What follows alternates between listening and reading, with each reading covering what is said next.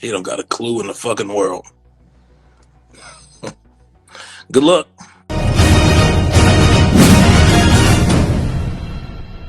So James Gunn went on to say this about his Superman legacy film. I really love the idea of Superman. He's a Kansas farmer who is very idealistic.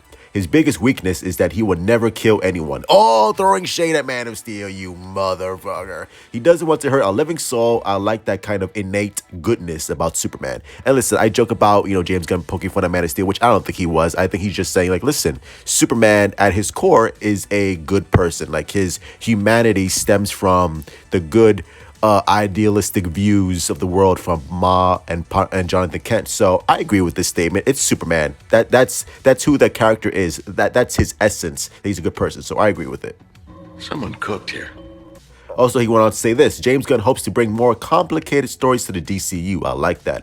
That go beyond the typical battle of good and evil thanks to the wealth of characters at your disposal, starting with Superman Legacy. And I feel like Superman is going to live in a world that is, similar to Man of Steel, where everything is, like, where everyone is so cynical and everyone just hates everything. Like, we live in a world where it's no longer cool to think other things are cool. It's no longer cool to be, optimistic or happy. Like, you have to shit on everything constantly because that makes you a good person and you're down with the cause. And to see Superman in that world where he's a good person, I think that would be really, really fascinating to see. Our people are truly finished. And here we have our first look at Joker, Fafoi Sensoir, of Harley Quinn and Joaquin Phoenix, Lady Gaga, and this image looks fucking phenomenal. She's looking wet as fuck. It's like, what is wrong with this dude? I don't care. I want to get on my knees and give him that fucking superlicious Dragon Ball Z 10,000 level BJ.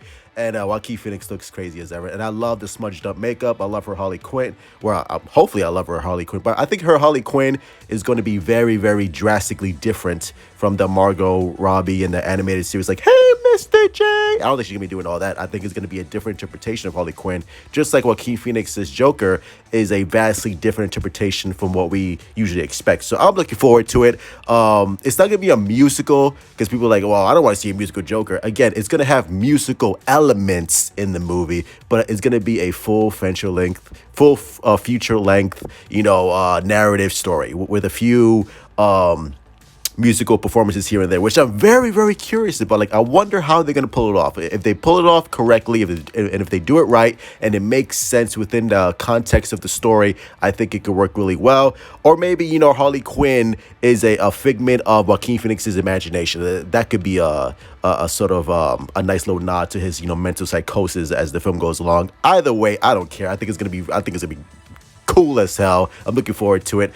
And again, and going back to the Superman legacy, which I do believe that James Gunn will direct the movie. I like his interpretation. I like his take on Superman. And even though, yes, Superman does kill if necessary. I know people are gonna take that as like, wow, Superman kills. What are you talking about, James Gunn? But again, if necessary, if necessary. And I know a lot of people had a big problem with Henry Cavill snapping Zod's neck. Me personally, I didn't care because I thought it fit the story that Zack Snyder wanted to tell. And obviously, this is going to be a very different story with a very different Superman, a more hopeful, optimistic Superman that we all love from the comic book. So that's the interpretation that James Gunn is going to do, and it makes sense within this concept of the story, and it makes sense why Superman won't kill in this universe, and especially where this is a more hopeful, joyful Superman, but he's not a pushover as well.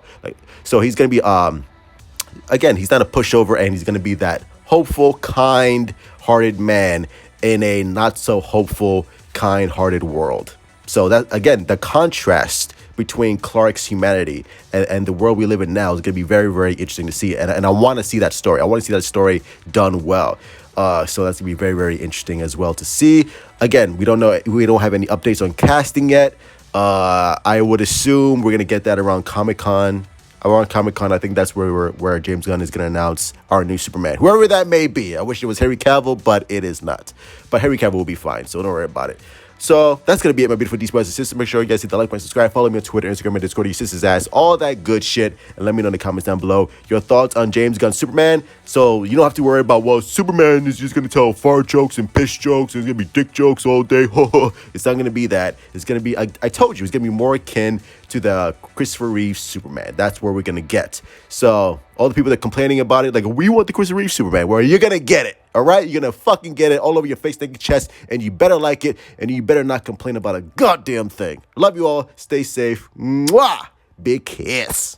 Who was the best Batman? Me. Yeah.